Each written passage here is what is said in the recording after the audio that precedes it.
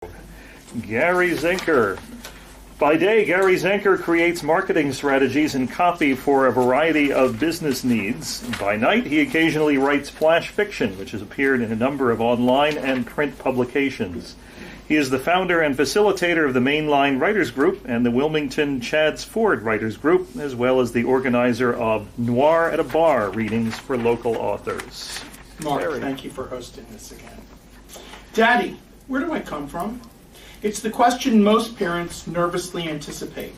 Our anxiety surrounds the question of how much we tell, what depth we reveal, and how much our little urchins have already discovered through discussions on the school bus, from aftercare, and from their siblings.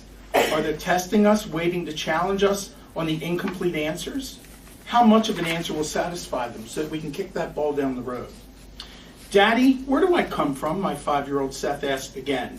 And I realized that I'm going to need to answer that question one way or another. I take the easy route.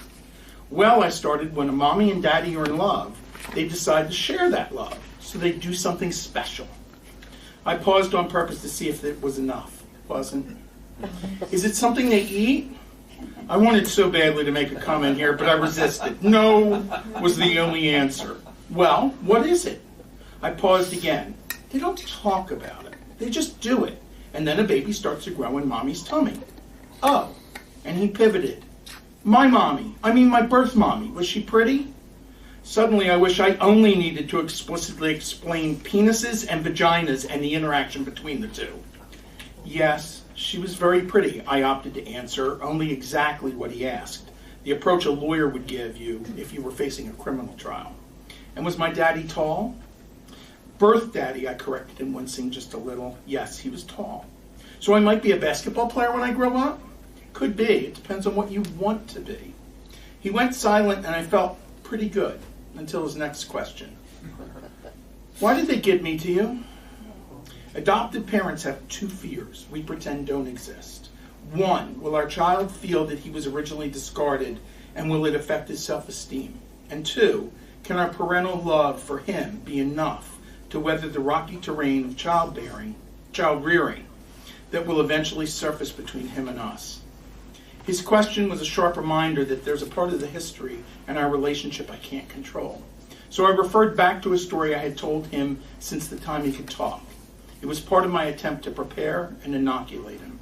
I hoped the story would still work. Well, you know the story of Superman, right? Yes. His planet was going to explode, so his mommy and daddy put him on a rocket and sent him on Earth to be safe. Right. Well, your birth mommy and daddy, and I was emphasizing the word birth, loved you, but weren't ready to have a baby.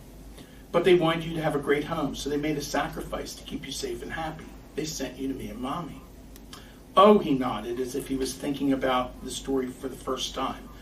I used the pause to prepare myself for the next questions, the ones that are a logical extension, and the ones I never wanted to have or answer. Maybe, do I have a birth brother or sister? He does. And why did they give me up, but not them? There are no good answers to these questions, and I will probably have to answer them one day.